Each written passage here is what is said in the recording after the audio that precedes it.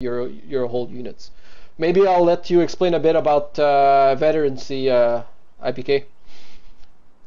Okay, veterancy. Basically, as your troops, when they deal damage, when they take damage, when they kill other units, or they kill men in other units, they gain experience. And when they reach a certain threshold, it's different for each unit because it's the amount of experience they need to level up varies based upon the cost of the unit. So, for example, conscript will vet up faster than shock troopers because shock troopers cost almost double the price of a conscript squad. And then when you get enough XP, you will get to level 1. And when you get to level 1, for all the units in the game, it will give you a new ability. So, for example, on Grenadiers, they hit Vet 1, they get a med kit, which they can use for 20 munitions. For Soviets, for the conscripts, they get a flare mine at Vet 1, and that allows them to lay this tripwire flare. So when a unit hits it, it goes up in the air and it gives you line of sight around the vicinity. Now, you don't get any combat bonuses at all for Vet 1. It's simply an ability. You get the bonuses when you get to Vet 2 and Vet 3.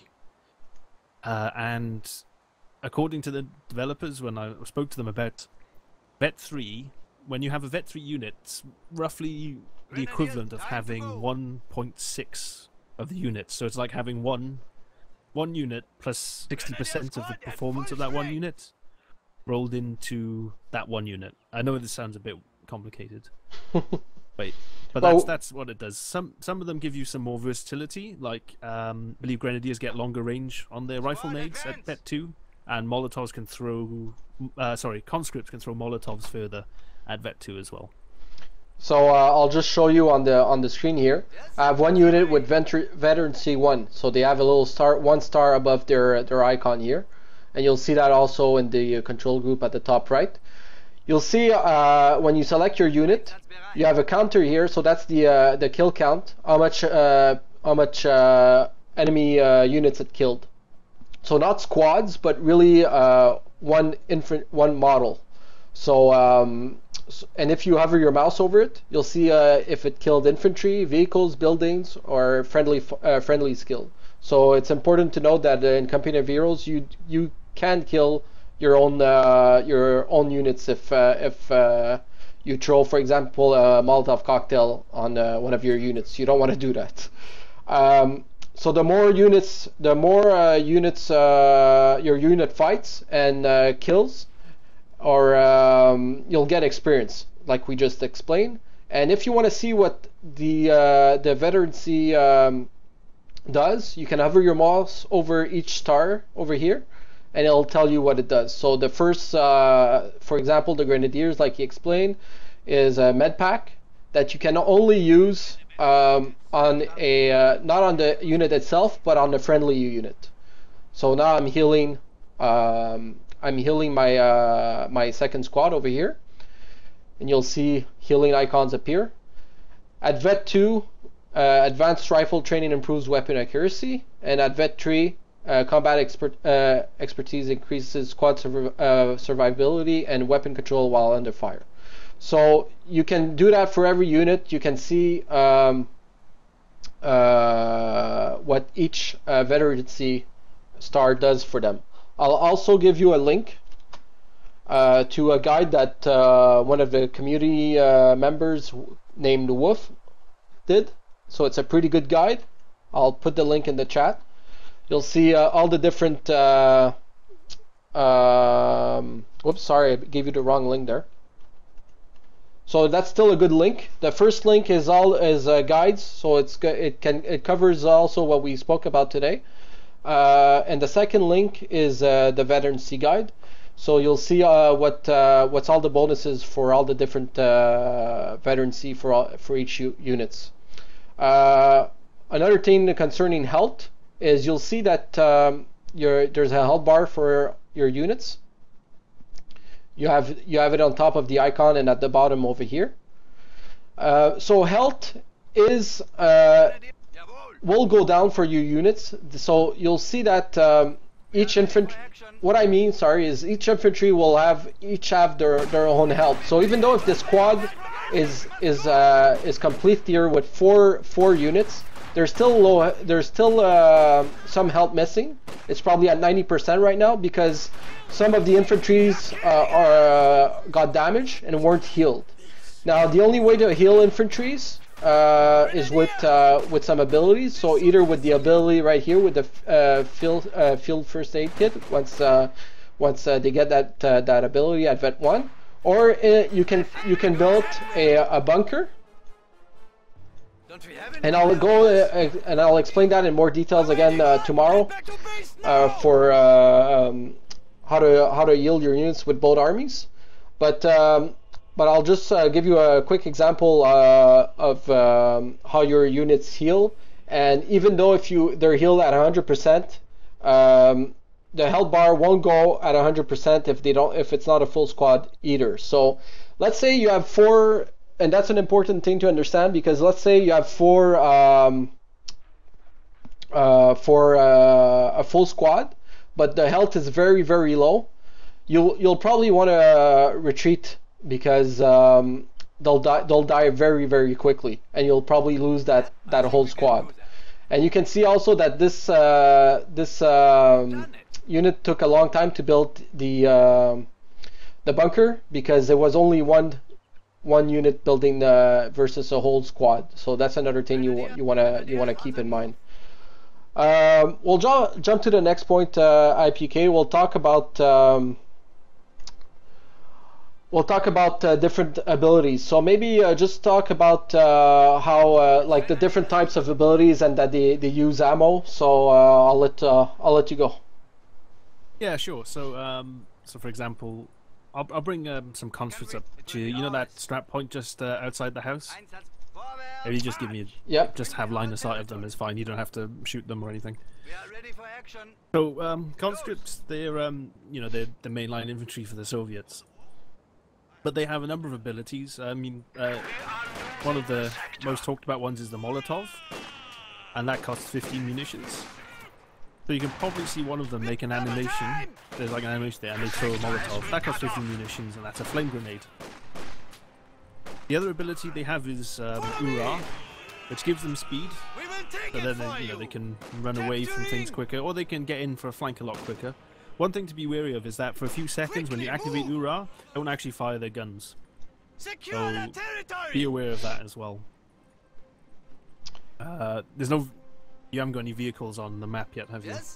No, I did tier up to. I'm gonna tier up to tier 2 and do that. Right. I'll just show the rifle grenades. So the rifle grenades it's kind of the same side counter, or if you want to the Molotov cocktail, but on the German side. It's not a counter, but it's basically the ability the Germans have as their Molotov cocktail. So it has good range. So for example, a good trick to do is if you see some infantries here, and you can use the fog of war to start doing the rifle grenade. So I'll do it here, and he won't see that I'm doing it, and I'll probably kill a bunch of units that way. So that's a good way of using rifle grenades. Is once you see, if you know that that if you see, for example, a good moment to use that is your opponent will probably capture one of the points at some point during the game by clicking the point itself, and you'll see the unit that's right in the middle of the point through the fog of war. So, and let's say that happens here, and your grenadier squad is here. You know that your enemy is there, but he doesn't know. And you can use the rifle grenade, and your enemy won't see you using the rifle grenade. He won't see the animation going off, so you'll probably get a good hit on that squad. So that's a good way of using your abilities. So abilities like this, you have some for a lot of different units, and that's what uses up ammo in the game. You also have abilities in the commanders, which we'll talk about, that uses ammo. Like for example, you have a strafe and run, which uses 120 munitions. Next, before moving on to the exploits, is there any question, guys? Actually, do you have a fresh Grenadier squad near that house? I've got T-34, so you can just show the Panzerfaust off. Yeah, just give me I'll a just sec. reverse it in, so then it hopefully won't shoot at any of you guys. Give me a second. Reinforcements complete. I'll be able to tie this into Veterancy a little bit as well, Yeah. just to highlight something. Makes the job easier when you can enjoy it. Grenadiers on the move. We're going that way. You're near the metal victory points, you said? Yeah, I'll just reverse towards the house, okay? Are you ready? Yep. Grenadiers, we have it. Alright, I'm reversing it in now. You want me to Panzerfaust it, you said? Yeah, just Panzerfaust it. Hopefully I won't shoot it. You know. Standing. Follow me. So yeah, that's the Panzerfaust. The conscript have an equivalent, We will take it an equivalent ability, which is like the 80 grenade. They both cost ammo, and more often than not, they're able to actually inflict engine damage on the tank, so it snares them, so they're slower and they can't move away. The other thing as well of note is that with Veterancy, when you deal damage, you gain experience, like I said earlier. But if a low value unit deals damage to a high value unit, for example, a conscript squad, 18-8 Tiger, for example, they'll actually get a lot of experience Einsatzbereit. because a Tiger's worth a lot. So, for example, sometimes it might be worth throwing 18-8 at high value targets just to get the vet up quickly.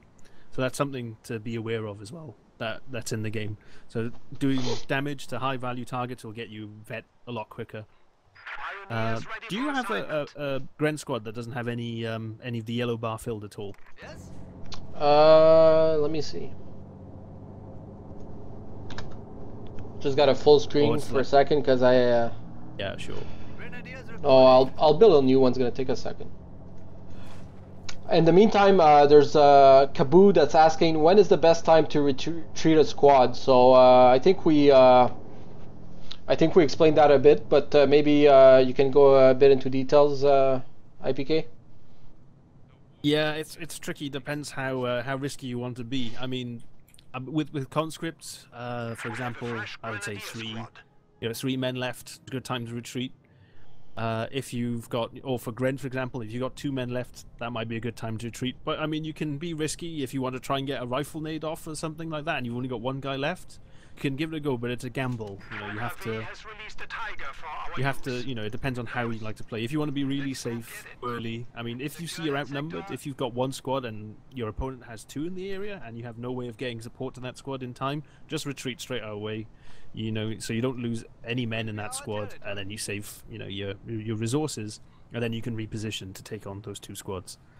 But you know, you've always got to be thinking that way. So as you're playing, you know, you have to think: am I outnumbered? I'm outnumbered. Okay, I think I'll just run. You know, or maybe you can try and risk it, maybe take out some guys, but you might lose the squad. So it's all about calculating the risks of the situation. One thing I'll add is before I explained earlier in the stream, I explained that you can queue up commands using shift. So for example, let's say you have a 1-man squad like this, and it's you want to cap this territory here. So yes, it's a good thing to retreat that unit, but let's say you know there's no enemy units nearby, and you want to finish capping an area. You can click on the cap zone, and then hold shift and press T. T is for retreating, and so again, when holding shift, it queues up your commands, and you can do many things with that, not just capping many territories, but when it's done capping this, he will retreat. So I'll just wait for a few seconds here, and you'll see that the unit will retreat after that. So that's a good little trick to do when let's say you're fighting here and you have a 1-man squad here. You see he's retreating by himself. So you have a one-man squad here that needs to retreat and reinforce. So you don't want to be looking at him and managing this unit. So you just want to right-click, capture, and then hold shift and press T for him to retreat. So while you go back to the fight over the other end of the map, this guy's going to cap and retreat back to base safely. So you can reinforce him later.